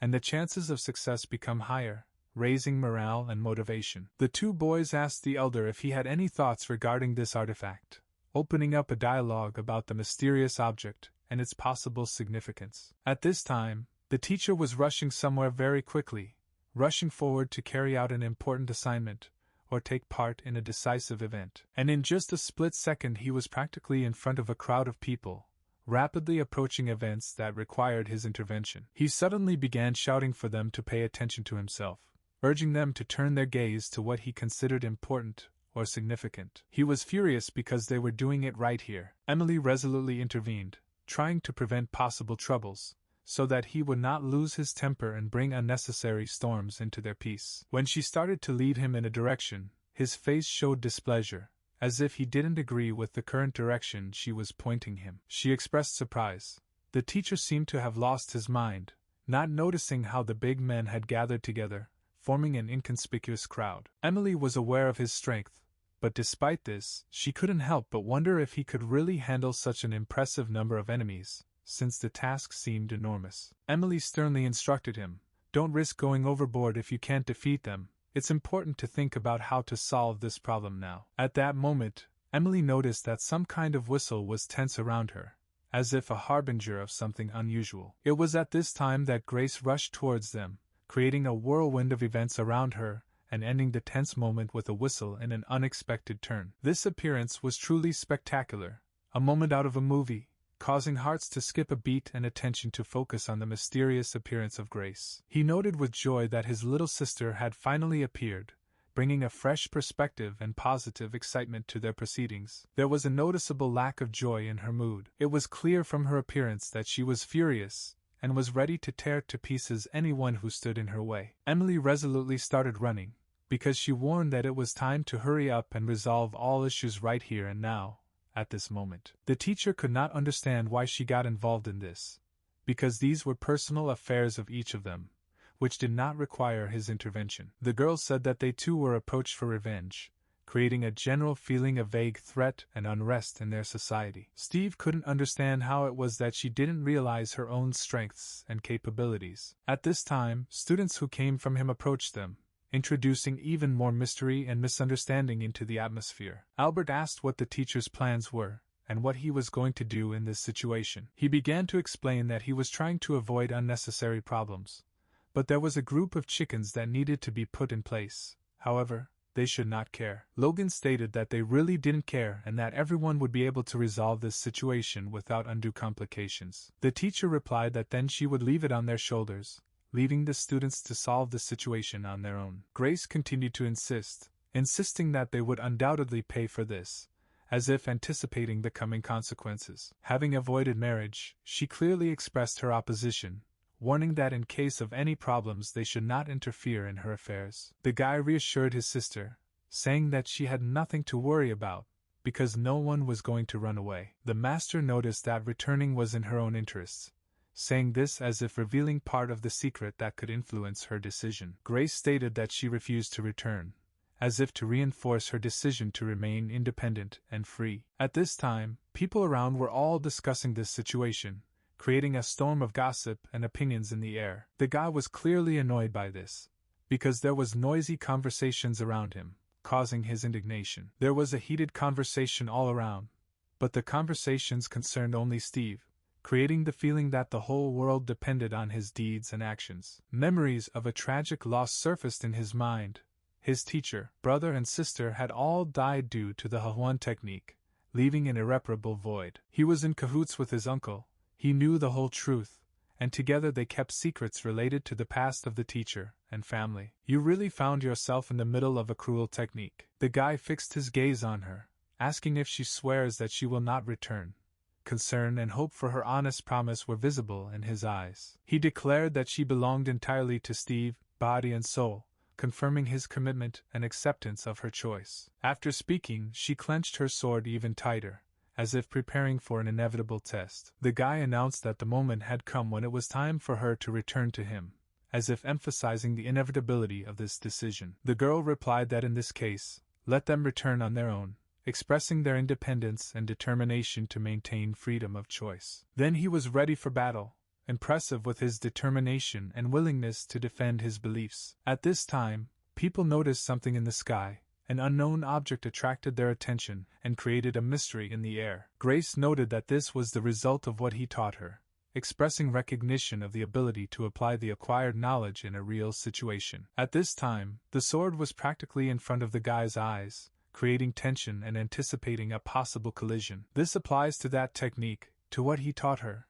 Now she will return, but to him. The way this technique looked was truly mesmerizing, as if it embodied something mystical and attractive. What amazed everyone around her was that she was regenerating her arm. Her ability was extremely ruthless and baffling. The man warned that if she dares to spread rumors and slander his heart, he, too, will not stand aside and will take up the task of hanging noodles in people's ears. Now you are a man, ready to attack. Tension and readiness for decisive action were in the air. He noticed that this is where strength and spirit lie, and he remained silent. Inner strength does not require unnecessary words. The teacher, nevertheless, managed to catch the girl, demonstrating his dexterity and skill in the art of restraint. It became known that Steve had promised an upcoming punishment, and there was tension and anticipation of inevitability in the air. There are also children who allow themselves to be rude in conversations, so it would be better for them to refrain and remain silent for a while. He noted that this girl was really stubborn, adding to the impression with her persistence and independence. And now it was Steve's turn. Tension and anticipation of his next actions were in the air. All the students noticed how Emily very carefully held the girl, demonstrating not only strength, but also control over the situation. Logan asked if the teacher said that they were free, because yesterday he hurried somewhere, as if hinting at possible changes in the situation. Emily said that they would see each other later, because the teacher ordered them to go to the room, anticipating a possible return in the future. It seemed useless, because it was simply necessary to deal with it, paying attention to the unnecessary complexity of the situation. Then, right at the entrance, a powerful explosion was heard, revealing a new chapter of unexpected events. The teacher could not understand whether to consider her crazy, because who could order her to destroy the entrance, expressing her bewilderment and surprise. There was tension in his gaze as he asked if she realized how expensive it would be to rebuild it all. Emily gave him a questioning look, asking if he had told her about harnessing the power of the thunderstorm, even though she couldn't quite control it yet. But suddenly Emily's gaze suddenly went somewhere into the distance, hiding an unknown secret that she would slowly reveal in her inner world. She asked the teacher to shut up and turn around, her decisive tone emphasizing that at that moment she had seized the initiative. Steve is confused, unable to understand why the girl was so angry, and he tries helplessly to uncover the reasons for her agitation. Turning around, a strange, vague form appeared in front of him, a mysterious creature from another dimension, giving him strange feelings. Seeing what was happening, Emily expressed her delight at what she saw. Her eyes sparkled with joy. she discovered a piece of magic in the gray everyday life. She asked the teacher if he had talked about the need to destroy someone, and her question was so tense that a noticeable amount of anxiety remained in the air. Realizing that she needed to calm down and think about the situation, she remembered the words of her teacher, urging her to trust him, because he was never wrong. It should be possible this time too. The ordinary talisman of concentration of spirit seems to have amazing power, capable of uniting the spiritual energy of each person and calling into life a giant dragon, symbolizing the unification of the forces of great unity. The man emphasized that it is important for young people to maintain modesty, just like boys, emphasizing the need for respect and tolerance in society. His gaze reflected agreement with Master Gon's spoken words. In their wisdom there was an understanding that penetrated into the very depths of his consciousness. Suddenly it dawned on them. They realized that things were extremely bad with the dragon, and fear covered them like a shadow, overshadowing the initial feeling of carelessness. The teacher could not believe that modern youth are so mediocre, noting that their spiritual elements no longer have the same strength as they once did. The students felt joy that their words were not ignored, and they felt the importance of the teacher hearing their voice. A few seconds later, a powerful explosion erupted, nature itself embodying a dramatic turn of events in bright light and thunder. Steve, as if nothing had happened, calmly landed, as if in his world explosions were an ordinary occurrence that did not deserve special attention. Afterwards, he asked if they understood everything, wanting to make sure that everyone understood the events that had occurred. Emily was shocked that he was right inside the dragon's belly. Reality turned upside down, and she was forced to realize something absurd. Logan thought that the spirit concentration talisman is able to collect the energy of people, but the enemy has weak points. Finding a gap and placing a bomb there can easily finish off the dragon. All the students felt joy that everything had passed, as if a weight had been lifted from their shoulders, and they could enjoy a moment of peace. The healthy man thought that this child talked too much, as if words could be an unnecessary burden in a world full of power and silence. The guy announced that the main course had not yet been served, and they had not lost, hinting that something important lay ahead, and they had a chance to change the course of events. The master looked as if he was created solely to manage this entire situation.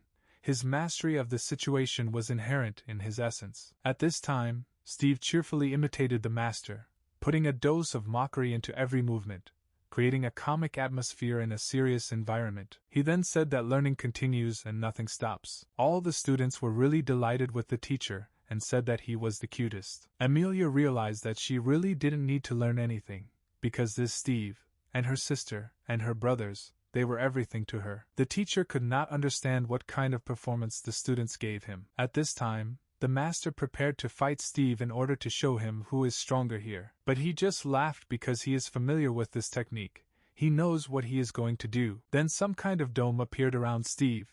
Apparently this was the same technique. The teacher asked why the youth were so tense. By the way, he still didn't understand who he was, so he just called him 5 golden flowers. Then Steve noticed burning stones flying at him.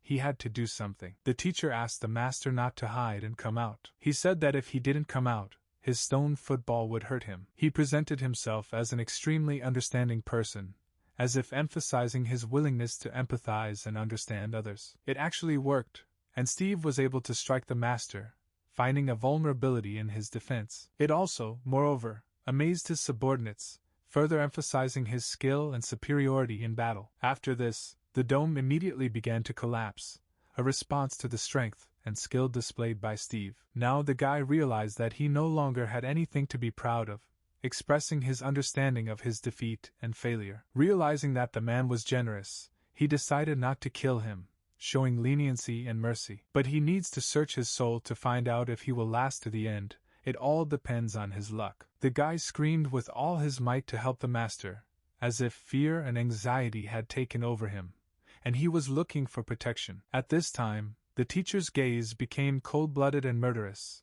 a harbinger of danger and inevitability. The people around could not understand why the sky suddenly darkened. A feeling of bewilderment and anxiety overwhelmed them. Emily reported that she could smell rot in the air, warning of something sinister and dark. Then Steve realized that he had gone outside on his own, remembering the moment of his decision. Now he didn't have to look everywhere for someone who practiced the killing technique.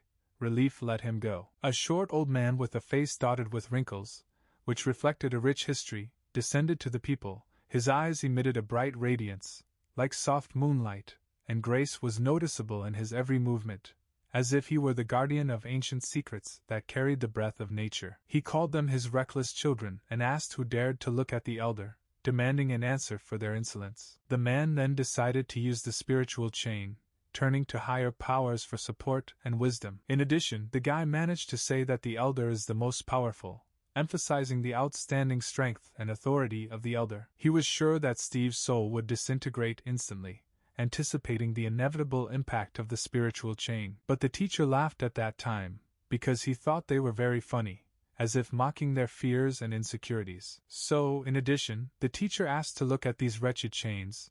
He could not understand who they decided to look down on, expressing contempt for their arrogance. The man said that since he longed for death so much, he would fulfill his wishes by accepting the challenge and preparing for the decisive moment. Then the same cauldron from then appeared in the challenge tower, recreating the memories of the previous challenge. The teacher admitted that this irritated him terribly. He could not understand why he was so obsessed with this game with chains, as if he was perplexed about the motivation of his opponent. A moment later, dead souls appeared, signaling the onset of a mysterious and enigmatic moment. The teacher said that they were unlucky to go after the elder and encounter him again, foreseeing the negative consequences of their action. As the elder tried to say something, a blow landed right on his nose, interrupting his attempt to speak. But Steve didn't want to stop there and struck again, expressing his determination and inflexibility. Then, with a blow to the jaw, Steve threw the man high into the air, demonstrating his strength and skill in combat. It is not clear for what reason,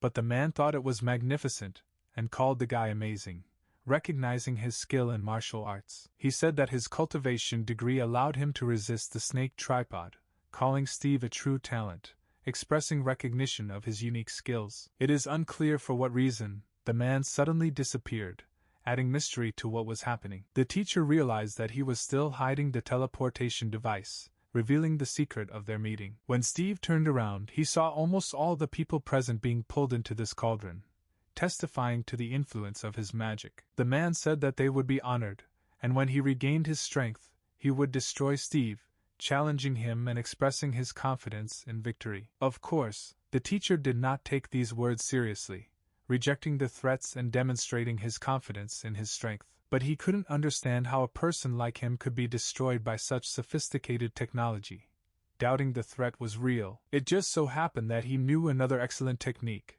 highlighting his mastery in the art of wrestling. The man suddenly began to be pulled into something unknown.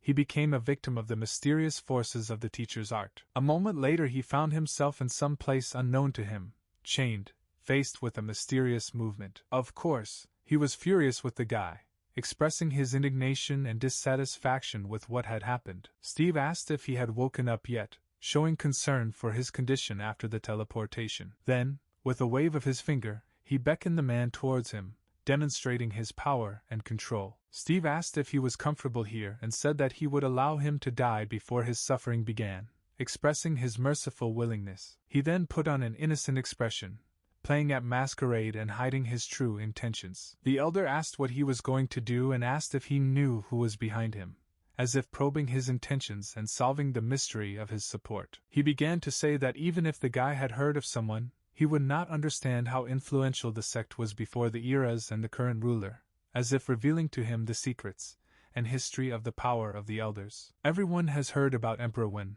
who has a great reputation. Under his rule, art flourished, and an aura of nobility was felt everywhere, as if one were inhaling the air of sublimity. He began to mock him and ask again about this emperor. It turned out that the elder studied with this man, and accordingly Steve asked whether he knew that in those years a girl named Alice was killed with this technique. The man could not understand how Steve could know about this because in those years the man removed the possibility of disseminating this information. All because, as it turned out, it was Steve's sister. When the elder realized that Steve was also from the sect, he could not understand who was really standing in front of him. Steve asked, didn't he just talk about this?